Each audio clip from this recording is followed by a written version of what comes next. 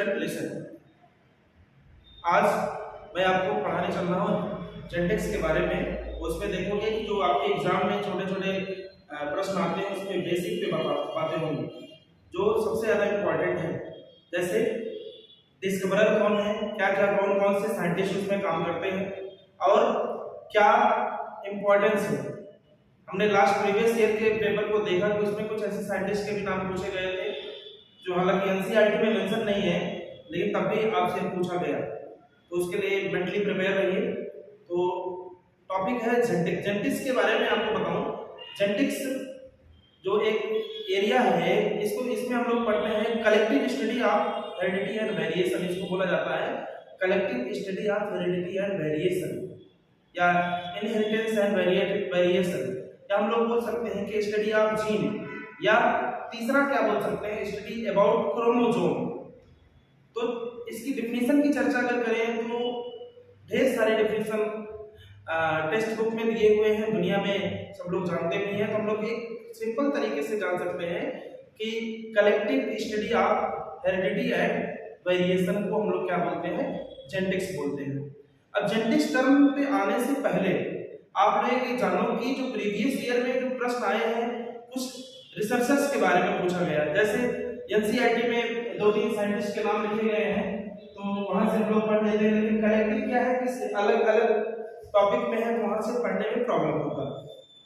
तो आप जानते हैं history related to the genetics जो आपके सिलेबस में दिया गया चैप्टर का नाम है principle of inheritance and variation, जिसमें हम लोग कुछ ऐसे सिद्धांतों के बारे में पढ़ेंगे जो कि रिस्पांसिबल होता है कि कैरेक्टर कैसे वन जनरेशन से दूसरी जनरेशन में जाता है, दूसरे से तीसरे में जाता है, तीसरे से चौथे में, ऐसे सो ऑन।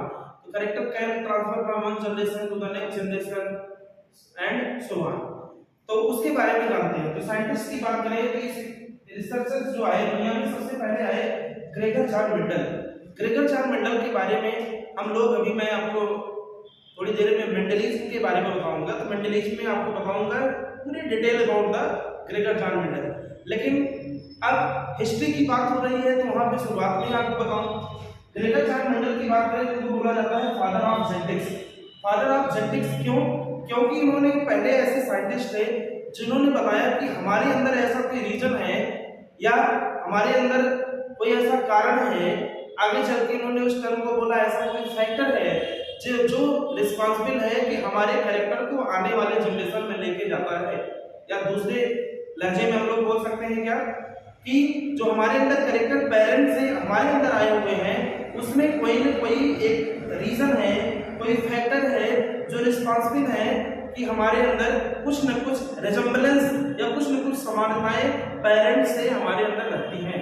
उसके बारे में जाने तो ग्रेगर चार्ल्स मेंडल ने क्या देखा, इन्होंने सबसे पहले हाइब्रिडाइजेशन एक्सपेरिमेंट करना शुरू किया।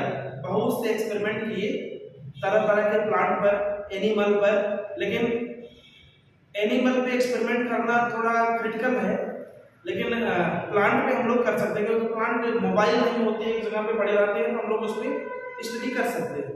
तो उसी को इन्होंने सहजतापूर्वक सिलेक्शन किया पी प्लांट का। आगे चल के मैं बताऊंगा सिलेक्शन किया पी प्लांट का और उसमें उन्होंने प्रॉपर केयरिंग देखा, उसका इमेजिनेशन किया, पैकिंग किया, ठीक है, टैगिंग किया, फिर जाकर के उनको क्या मिला,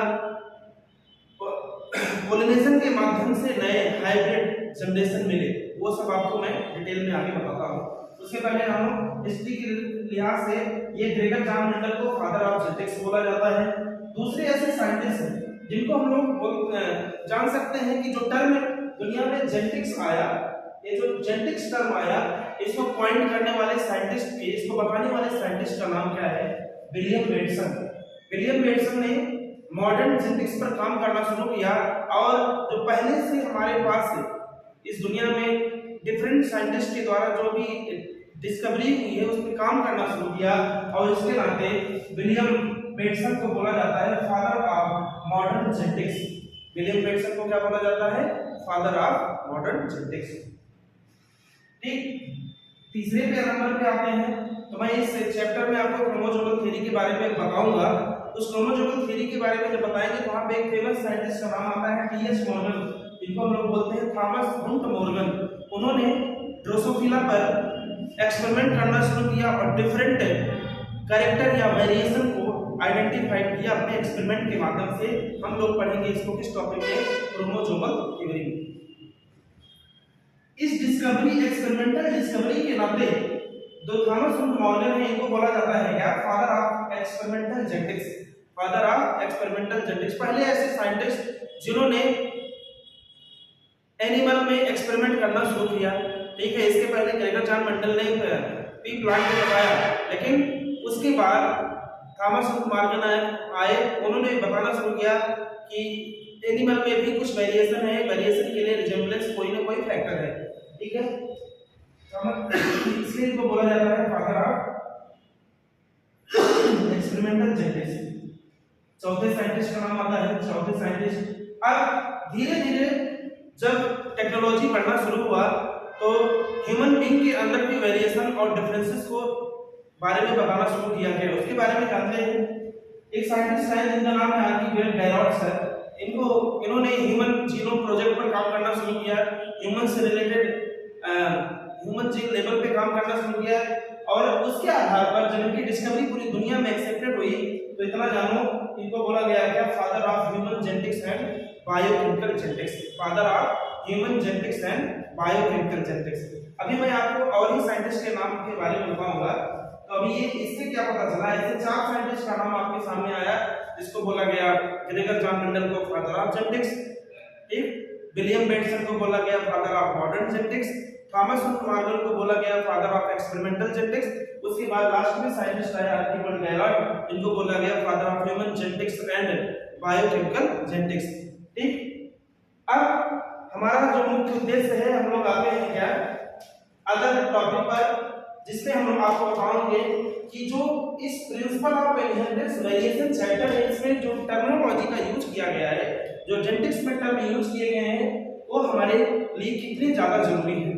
जैसे मैं आपको यहाँ पे बताऊंगा क्या जेनेटिक्स क्या होता है, हेरिडिटी क्या होता है, वेरिएशन क्या होता है, इनहेरिटेंस क्या होता है, और कुछ उसके अलग अलग बेसिक टर्म है, जैसे बार बार आते रहेंगे, कैरेक्टर क्या होता है, ट्रेट क्या होता है, फैक्टर क्या है, जीन क्या है, एलील क्या है, होमोजाइगस क्या है, हेटेरोजाइगस क्या है, फिनोटाइप क्या है, जीनोटाइप क्या है, एक dominant, recessive, test class, by class, और लास्ट में आपको बताऊंगा पनेट स्क्वायर क्या है।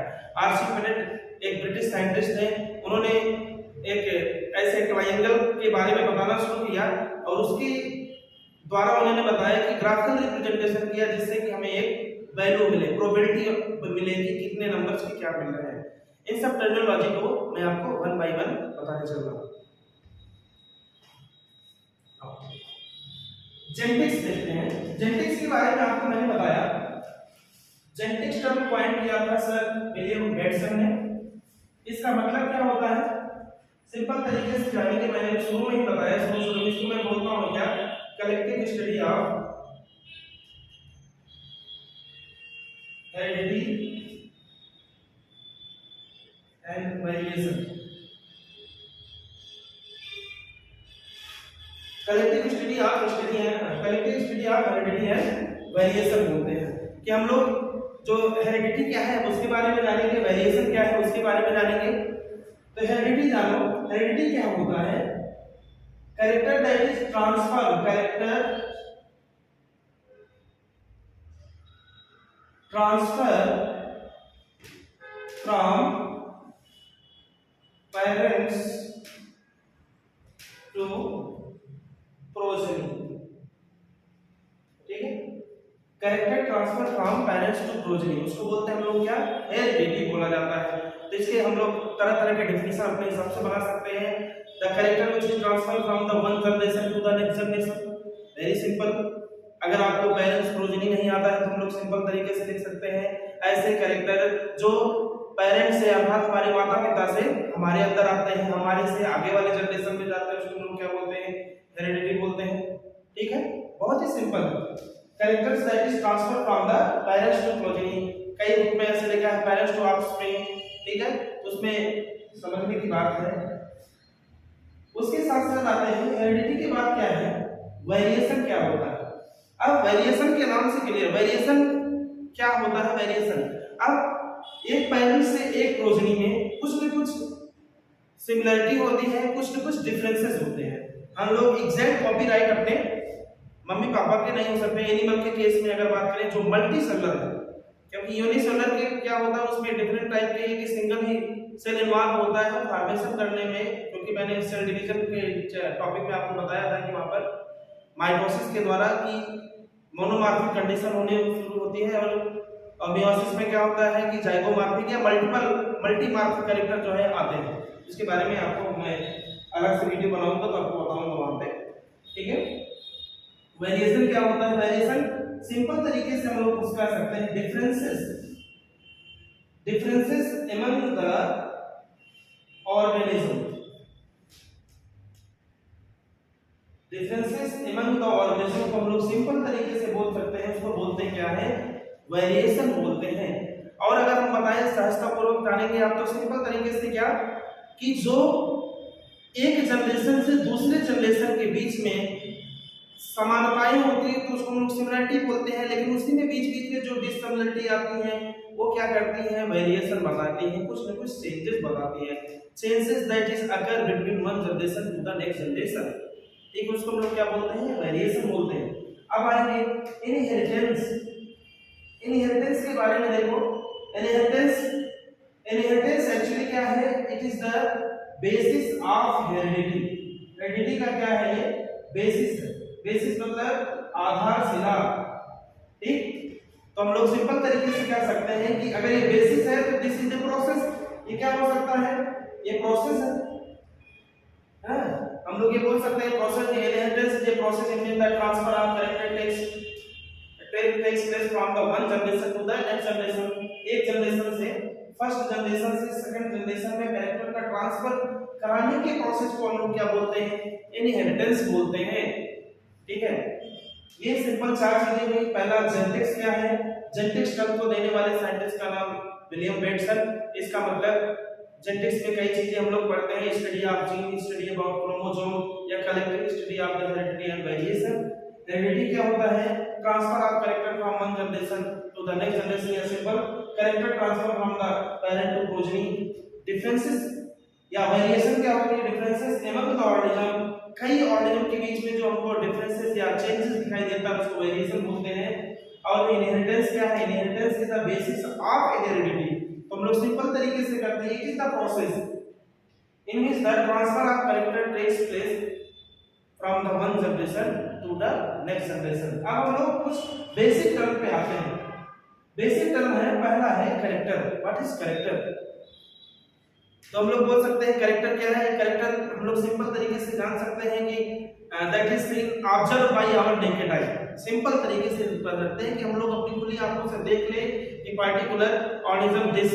जैसे हम लोग बचपन से जानते हैं कि हमको बताया गया है कि एनिमल के बारे में, एनिमल का बारे में जैसे बफेलो के बारे में बोला कि ब्लैक कलर होता है, काऊ के बारे में बोला कि व्हाइट कलर होता है या रेड कलर होता है, या इस पैचेस पाए जाते हैं उसमें मल्टी कलर्ड भी हो सकते हैं, ठीक है, due to the hybridization, due to the mutation के कारण ऐसा हो सकता है।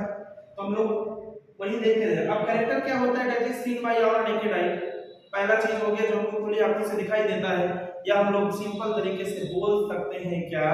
It is the characteristic feature of A organism. Character क्या होता है? It is the feature of an organism. जैसे एग्जांपल की बात करें तो हम एग्जांपल की बात करें कि किसी भी ऑर्गेनिज्म को देखा तो हमें पता चला कि उसकी हाइट हमको दिखाई दी। सबसे पहले हाइट देख कर बता दी कि ये इतना बड़ा होगा। दूसरा बॉडी कलर देख करके बताया कि बॉडी कलर है। हेयर स्टाइल देख करके बताया, ठीक है। जैसे ही वो पर्टिकुलर पर्सन बोलना शुरू किया तो हम लोग उसकी वॉइस को भी सुन करके बोल दिए कि this is the character of the particular organism, उनका कैरेक्टर ऐसा है, ठीक है। तो हम लोग सिंपल तरीके से जानते हैं feature of an organism. Trait क्या है? ट्रेट क्या है? This is the variable form of character. इसको हम लोग क्या बोल सकते हैं? Variable form of character. बहुत ही सिंपल है। कैरेक्टर तो कैरेक्टर है, character is the common. Character में क्या हो सकता है? मैं बोल दिया कि किसी की हाइट के बारे में बोल सकते हैं, ठीक है, या तो टॉल ही है या तो क्या है वो ड्वार्फ है, छोटा है या बड़ा है। अब हम लोग बोल सकते हैं ट्रेड के बारे में। अब हमने बोला कि यहाँ पे वेरिएबल का हम बात करेंगे कि आई की बात करेंगे, किसी की ब्राउन आई है, किसी की ब्लू आई है, किसी की नॉर्मल हेयर स्टाइल है, किसी की कर्ली है। बॉडी कलर के बारे में भी जान सकते हैं हम लोग। तो सिंपल तरीके से जानो कि it is the variable form of character. Character के जो दूसरे फॉर्म है उसको हम लोग बोलते हैं क्या, ट्रेड बोलते हैं। इसके बाद आते हैं फैक्टर। अब फैक्टर के बारे में जो फैक्टर टर्म है इसको बताया, इसके बारे में बताना शुरू किया ग्रेगर जॉन मेंडल, क्योंकि ग्रेगर जॉन मेंडल को साइंटिफिकली ये इनको नहीं पता चला था कि भैया क्या रीजन है कि हमारे जो कुछ न कुछ ऐसे लक्षण है या जो कैरेक्टर है हमारे पास आए हैं मम्मी पापा से या पेरेंट्स आए हैं। तो उन्होंने सबसे पहले तो जानकारी नहीं थी जिसको फैक्टर बोलते थे, और बाद में इसको बोला गया this is the gene. Gene term देने वाले साइंटिस्ट का नाम आता है जोहानसन।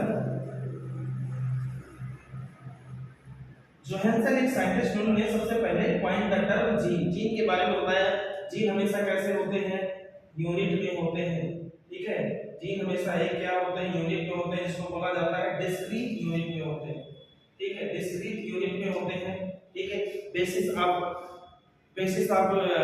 कैरेक्टर होता है, इसको हम लोग बोल सकते हैं। या हम लोग दूसरे तरीके से बोल सकते हैं कि जीन क्या होता है, सेगमेंट ऑफ डीएनए है, उसको जीन बोलते हैं हम लोग, ठीक है। अब आते हैं हम लोग एलील। एलील क्या है, एलील क्या है? एलील बहुत ही सिंपल है। जब जिसको जीन पता चल गया, ये फैक्टर है, हमेशा पेयर में रहते हैं, ठीक है।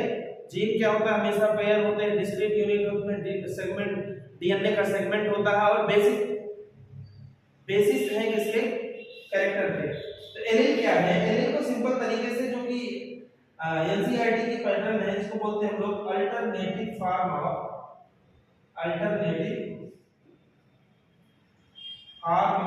जीन। अल्टरनेटिव फॉर्म का मतलब जीन की ही तरह के एग्जांपल आपको बताते हैं। जैसे हम लोग एलील के बारे में जानेंगे तो क्या बताएंगे, एलील के बारे में जानेंगे तो पहले एक क्रोमोसोम को लेते हैं। क्रोमोसोम को लिया, अब ऐसे दो क्रोमोसोम ऐसे बना दिए थे, बगल बगल में आ गए, दोनों क्रोमोसोम को क्या बोला जाता है भाई, होमोलॉगस